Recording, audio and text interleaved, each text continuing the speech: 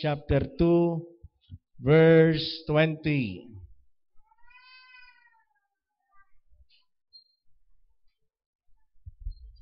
Ang ating pong theme ay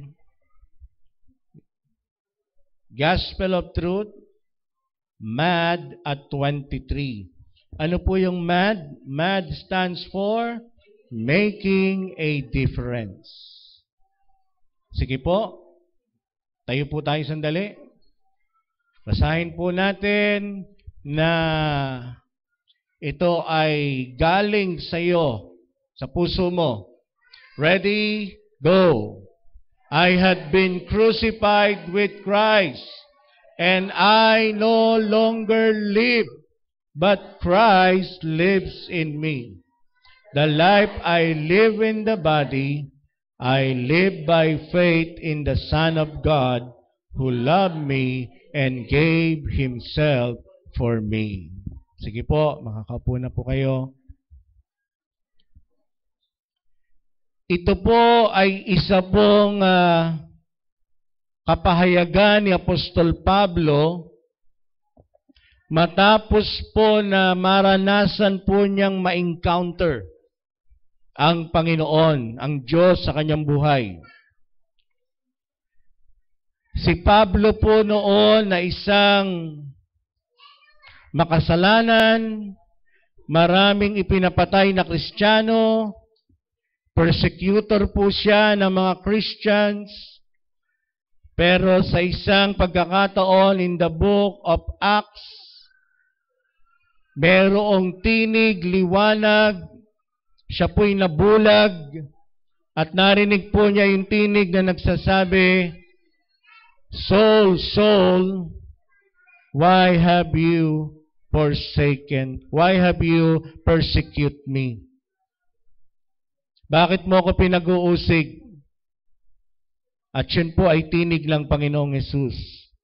At pagkatapos po noon, doon po nagkaroon ng pagbabago sa buhay ni Saulo.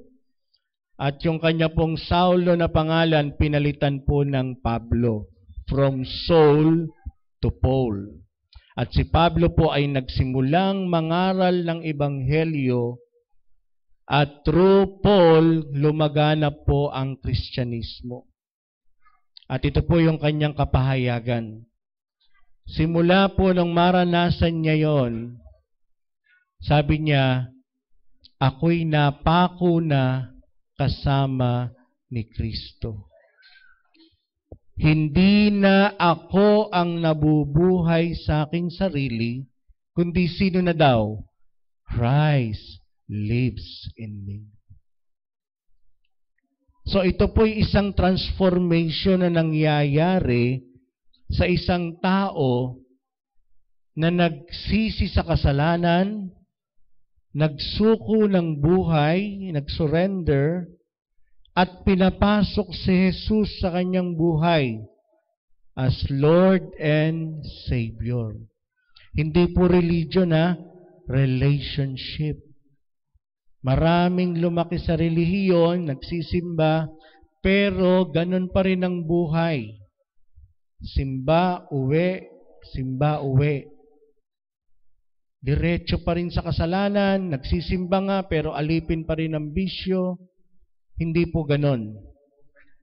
Yung encounter po dito ay yung transformation sa isip, sa puso.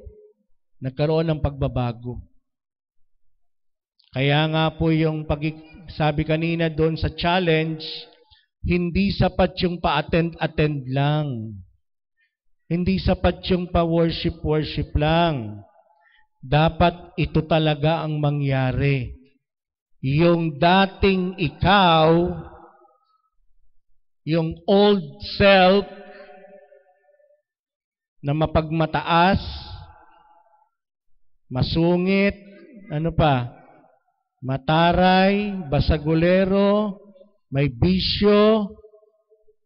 Ano po nangyayari? Namatay na yun, napako na yun sa krus.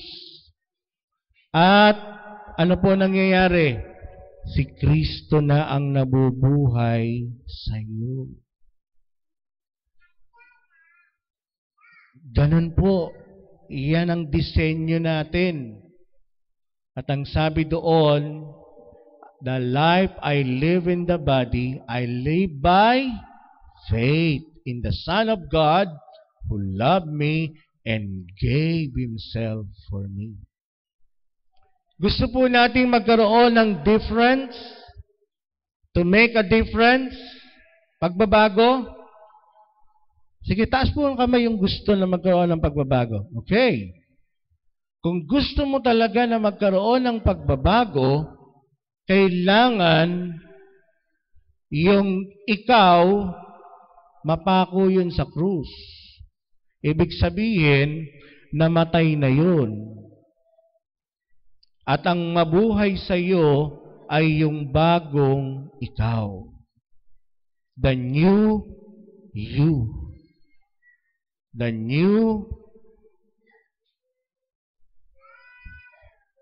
through Christ. Ephesians chapter 4 verse 20. Para mas lalo po nating maunawaan, ano ba ito? Sige po, tulungan niyo po ako. Ready? Go!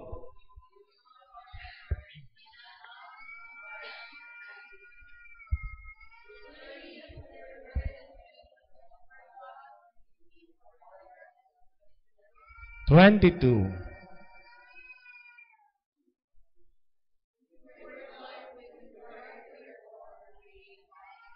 To put off your...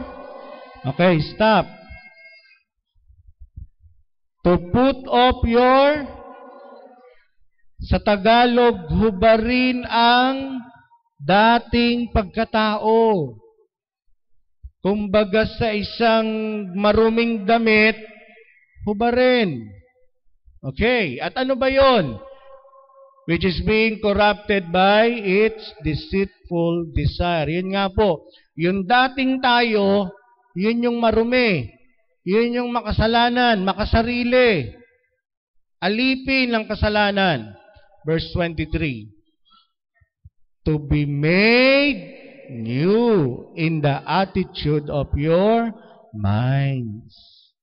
Pag pinagpatuloy pa natin yan, sasabihin doon, yon.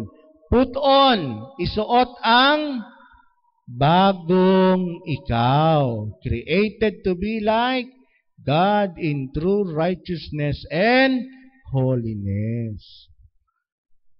Walang nagsuot ng malinis na nakasuot pa rin yung marumi.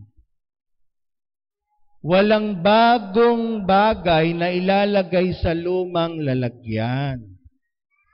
Kunyari, yan ay pabango, bago, dapat ang lalagyan, bago din. Kunyari, yan ay soft drinks, ilalagay yan sa bagong, malinis na bote din. Kasi, pag nilagay mo yung malinis sa maruming lalagyan, anong mangyayari? Mako-contaminate din yung laman, masisira lang. Hahalo din yung marumi. Nakukuha po natin? Kahit isuot mo yung bago na may downy, kung ang nakasuot pa rin ay yung may pawis, ano pa rin ang mangyayari? Aalingasaw pa rin yung mabaho. Ganyan lang nangyayari sa ilan sa atin. Yung sarili pa rin. Ang nakasuot pa rin,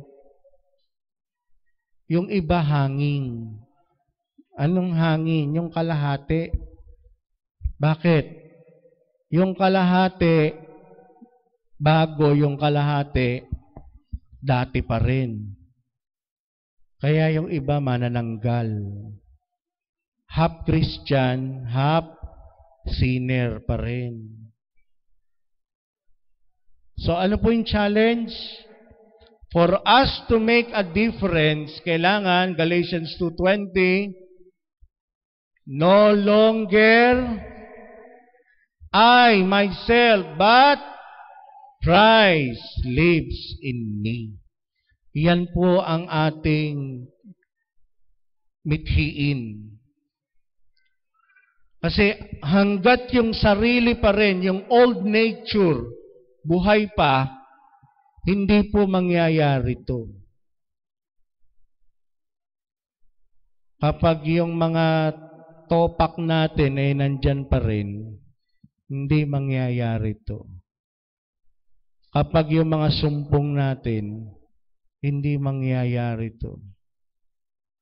Kapag paiiralin mo pa rin yung dating ikaw, kasi yung iba sa atin, okay. Pero pagdating na ng mga sitwasyon, nagiging hunyango, nagpapalit din ng anyo ng balat.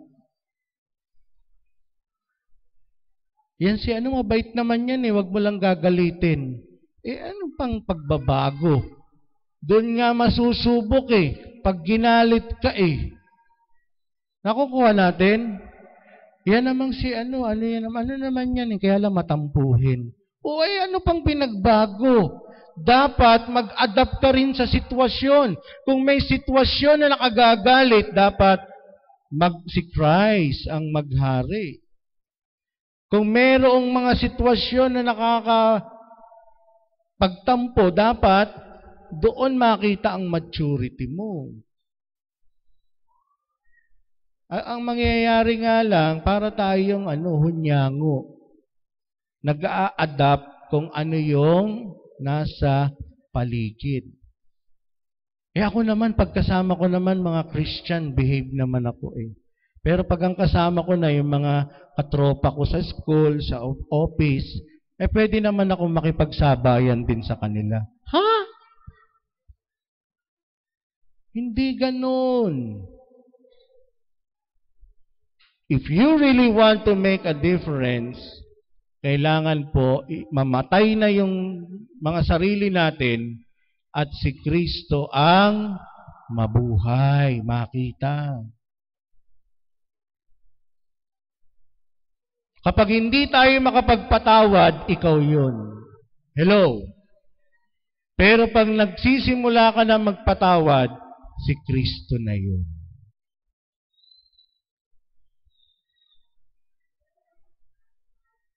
So pag ang mga bagay-bagay ay negatibo,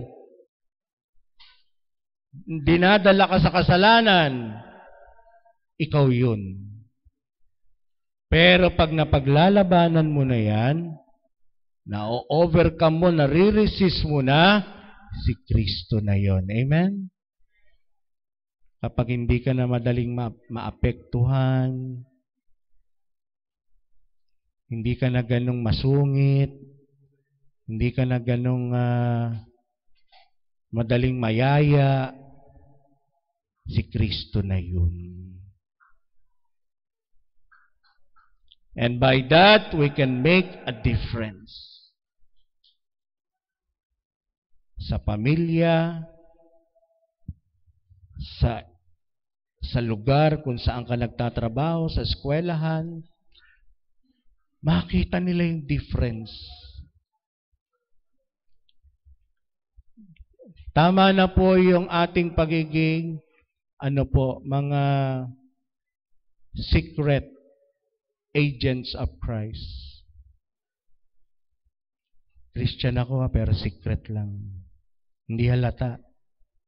Hindi mo napansin galing ko Hindi po. Tapos na po yon. Kailangan ngayon dapat obvious. Obvious sa eskwela, obvious sa iba, makita ang kakaiba na ikaw, na si Kristo ang nasa iyo. Amen? Yan. At ano pa yung difference na mangyayari? Makita na sa atin, even sa ating lifestyle, sa ating livelihood, makita na yung kaibahan. Kapag si Kristo po na nandyan, sasabay na po yung ating finances. Hindi na, tama na, yung dating tayo na mahilig mangutang, titigilan na natin yung tayo na hindi marunong humawak ng pera, Titigilan na natin na yung tayo na dati na paawa effect, hindi na. Kapag si Kristo na ang nasa atin, tayo na po yung blesser. Saan ka man nandoon, you will bless. Ikaw ang giver. Generous. Hindi pabigat. Sino po may gusto nun? Hindi ka pabigat. Ayan. Hindi yung sa barkada, laging ikaw yung nililibre. Di ba may ganon, Myrel? Laging, okay naman yun, paminsan-minsan. Ha? Pero hindi, merong nasanay na yung kumapal na yung muka, nasanay na siya yung laging ililibre. Siya pa yung magmamalaki na, hindi ako sasama kung hindi niyo ako lilibre. Tiisin niyo yung mga ganong tao. Ha? There will be a difference. Pinakita kanina, mga Kristiyano na kung saan, yun nga, pati sa iyong Christian life, may pagbabago. Pwede naman pala di ba? Marami, pagdating lang 1:30, nakatutok na tayo saan? Diba? Sa Channel 7. Yung iba, Channel 2. O pwede naman pala merong time for devotion Pwede naman palang mag-allocate ka ng oras for devotion. This time, kung ang alam mong verse ngayon ay 3, dagdagan mo na yun. Parami na ng parami. Meron ka ng time to give, to read more on the Bible. Time to pray. Nakukuha po natin, everything in your life will have a difference. Para po tayo na dating caterpillar, pagkatapos po ng period na mag-transform into butterfly, nakakita ba kayo ng paru-paro na gumagapang pa rin? Ano na pong ginagawa ng paru-paro? Lumilipad na. Ganun po. And this time, we are no longer chickens, but we will become like eagles, mga agila. Ano po ang kaibahan ng agila sa manok? Mababa ang lipad. Ano pa?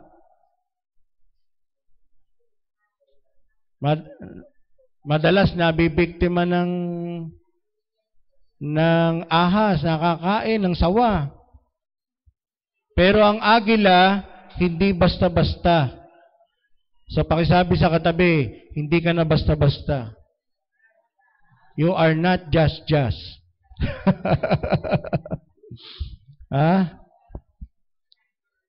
Hindi ka na ordinary.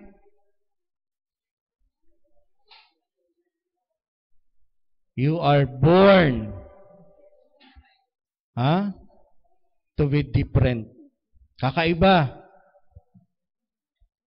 Why? Kasi anak ka ng Diyos, ng Hari ng mga hari, at Panginoon ng mga Panginoon. Pero ano po ang ating key? Anong susi? Dapat yung sarili mamatay. Yung old nature. Pero unless mamatay yung dating ikaw, wala mangyayari. You will still stay the same. Dinadaya mo lang ang sarili mo. You are just fooling yourself. Ano po ang kailangan? Christ lives in me. Si Kristo. Itong letter I na to na matigas, magpapakumbaba, that will turn into letter C, symbolizing Christ. Matututo ka na magpakumbaba. Ha? Hindi mo po pwedeng ikatwiran na ganito ko. Hindi pwede yon. Walang katwiran yon. Hindi po pwede yung wala kayong pakialam, hindi nyo kami mapipigil. Hindi pwede yon. Walang ganong katwiran. Katwiran yon ng makasarili. Self-centered. Pero, ang tunay na tumanggap kay Kristo, Christ-centered.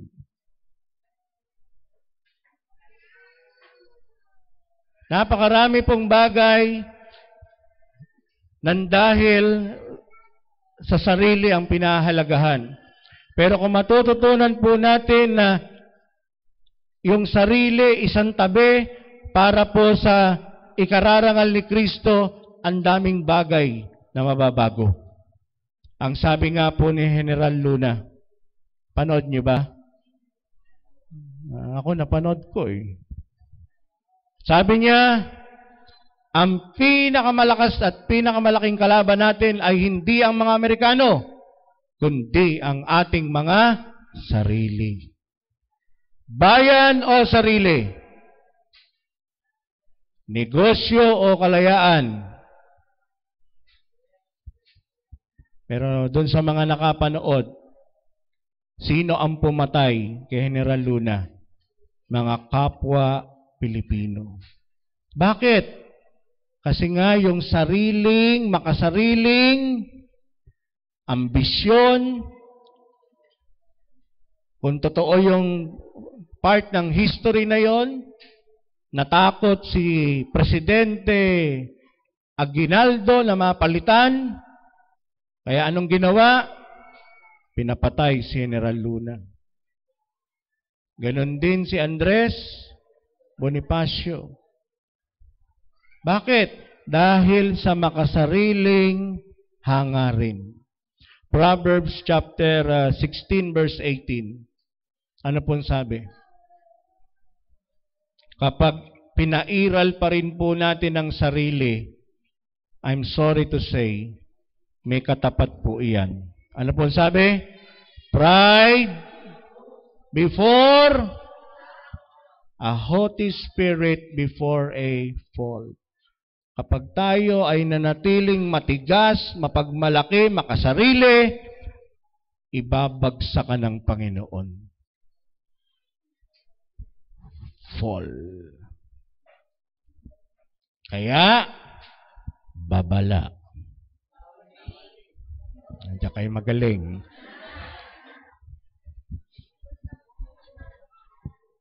Kapag tayo ay nagmamataas, galit po ang Diyos dyan. May katapat po yang pagbagsak.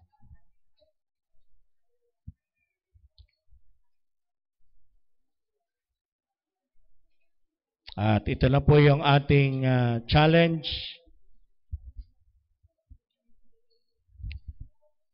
Lawrence, may inano ko doon sa messenger mo. Baka kaya mo ipakita. Ito po. Ang challenge po natin ay to make a difference sa another step ng ating buhay, Kristiyano, is to make a significant step. Pag sinabi pong significant, ito po ay remarkable, kapansin-pansin. O kunyari, magkakatabi kayong tatlo, mapapansin kung sino pinakamaganda dyan. At kung sino ang piling. Biro lang, biro lang. De, pag sinabing significant, lutang. Nakakukuha nyo? Yan. Ano pa? Kapansin-pansin yun. Hindi yun ordinaryo. Ayan, pag sinabing significant, sufficiently great, worthy of attention, notable, kapansin-pansin. Hindi basta-basta.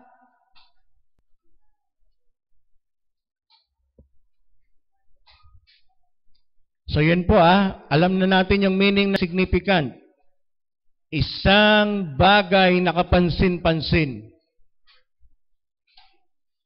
Kumbaga kung may mga nagluto dyan ng leche plan, lulutang yung pinakamasarap. At sa itsura pa lang, alam mong yummy, masarap. Diba? May mga ganun Yung sa itsura pa lang ng luto, maglalaway ka na. At meron namang sa itsura pa lang, parang madidismaya ka na. Sabi, adobo, bakit parang nilaga? Diba?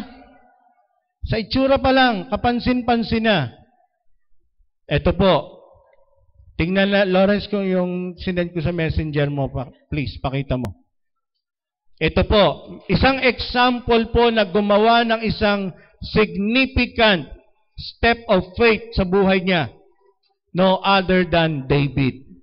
Si David po, nung kanya pong harapin si Goliath. May pinakita po sa amin last Wednesday na isang archaeological fact, isang napakalaking skull na merong nakabaon na isang malaking bato dito sa forehead. At pinaniniwalaan po na ito ay si Goliath ng Bible. Kasi ang laki giant. Tapos may bato na naging cause ng pagbagsak ni Goliath. Ano po sinasabi natin dito? Yung ginawa po ni David kakaiba. Itong si Goliath, hinamon po ang Israelita. Hinamak-hamak ang Diyos. Araw-araw, Brother Johnny, sinahamon niya, sino ang laban sa akin? Sinasabihan niya ng mga panlalait. Kumbaga ba araw-araw may babato sa bahay mo. Lumabas ang matapang dyan. Si Goliath talagang giant, champion. Matatakot ka talaga sa laki, sa itsura. Wala, natakot ang buong army of Israel, even King Saul. Hindi nila kaya. Pero yung isang shepherd boy na magdadala lang ng baon ng mga kuya niya, nung marinig na hinahamak-hamak ang Diyos, nung makita na nilalait ang mga Israelita ang bayan ng Panginoon, nag-volunteer.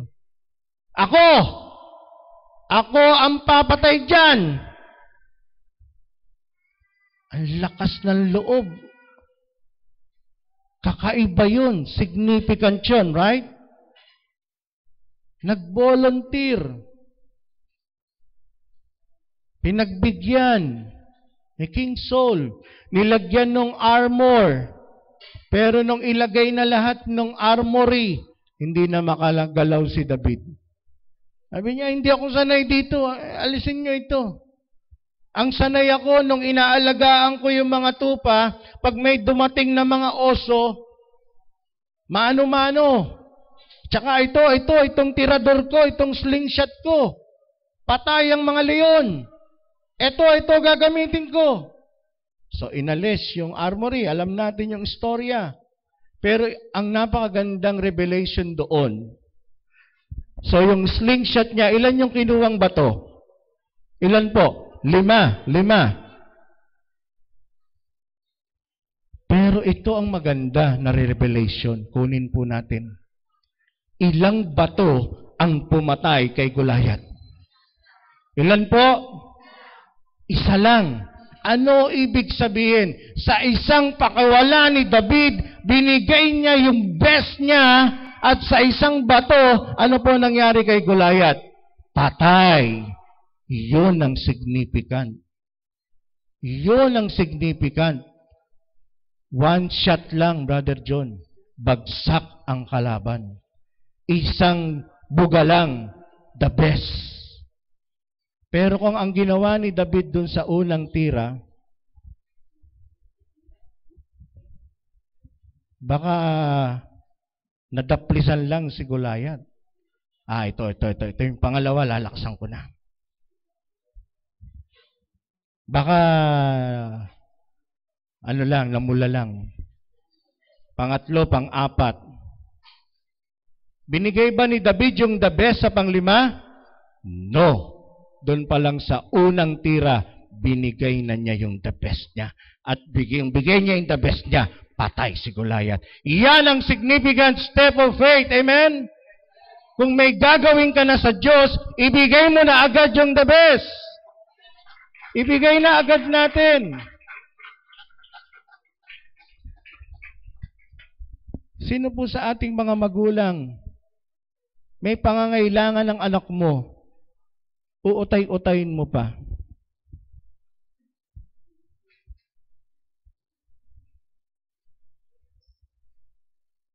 Kung pwede mo namang ibigay ng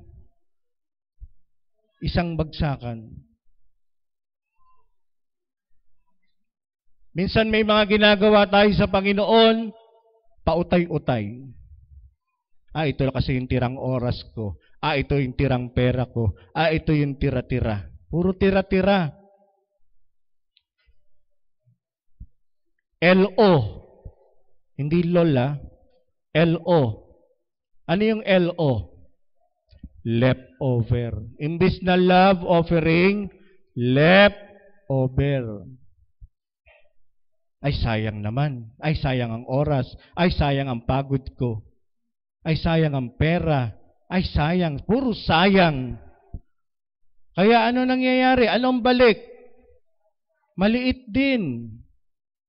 Ano sabi ng Bible? Ang nagtatanim ng kaunti, aani ng kakaunti. Pero ang nagtatanim ng marami, malaki, aani din ng marami, malaki. Hindi lang po yun sa pinansyal, sa lahat ng bagay na gagawin natin para sa Diyos. Tayo na po tayong lahat. So ito po mga kapatid, as we make a difference this coming days and year, let's make a significant move. Kung magbabago ka, itodo mo na. Huwag mo na unti-untiin. Di ba, Brother Alan? Ano muna? Babawasan ko ng ilang stick. Babawasan ko ng ilang bote.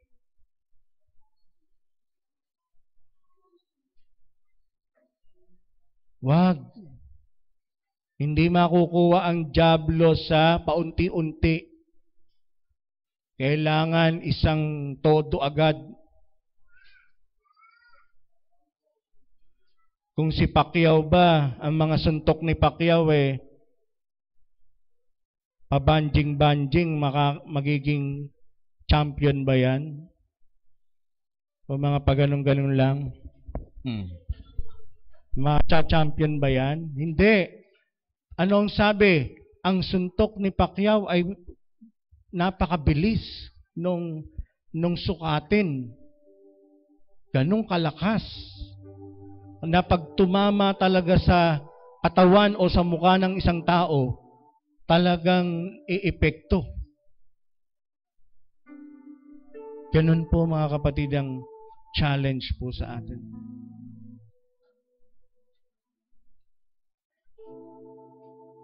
Pero hindi po mangyayari yan hanggat ang sarili nandito.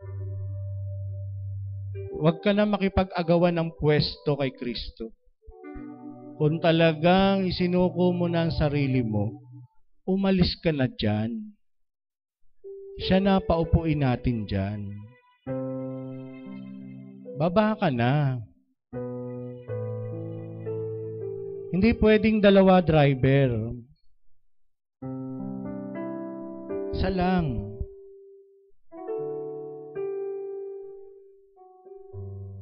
Mga kapatid, kailangan po yung old self, yung old nature, mawala, mamatay, mapako na dun sa krus.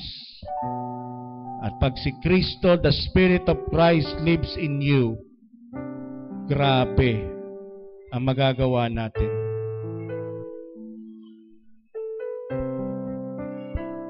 Sige po, sino po yung ating usher this morning? Please distribute the elements of communion. At paghawak niyo na po, start to kill the old you.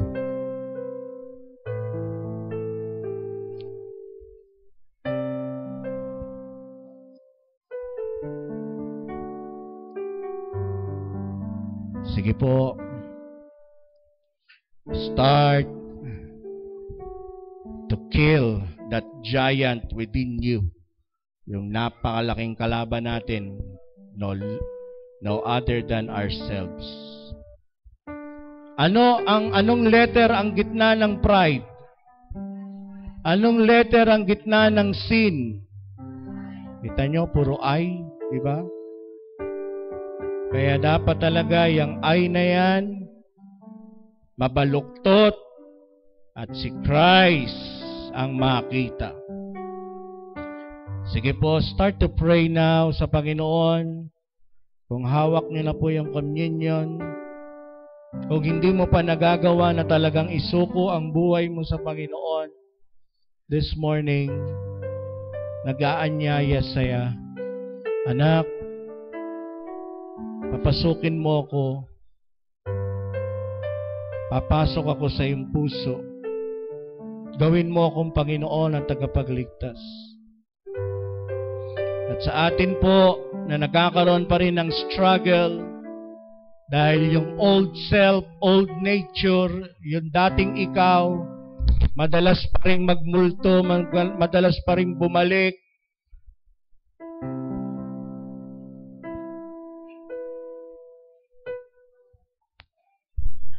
Let Christ lives in you. O Panginoon, kapag ikaw na, O Diyos, like David, nagawa ni David yon kasi hindi niya nakita yung sarili niya. Hindi na niya naramdaman na maliit lang siya, hamak lang siya. Pero dahil ang Espiritu mo ang sumasa kanya, ang nakita ni David, malaki siya. Meron siyang malaking Diyos.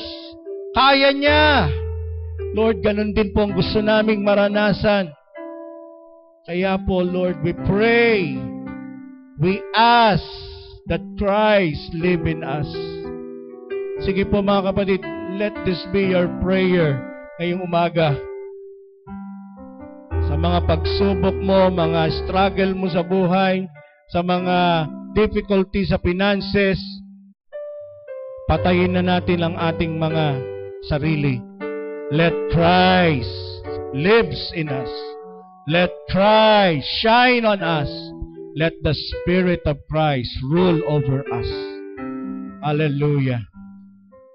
And if we have the Spirit of Christ, we are more than conquerors. Kapag nasa atin ang Espiritu ni Kristo, we have a victorious spirit. Sige po mga kapatid. Now, confess that Christ lives in you. I can do all things through Christ who gives me strength. Not by might nor by my power, but by the Spirit of the Lord. I am more than conqueror in Christ Jesus.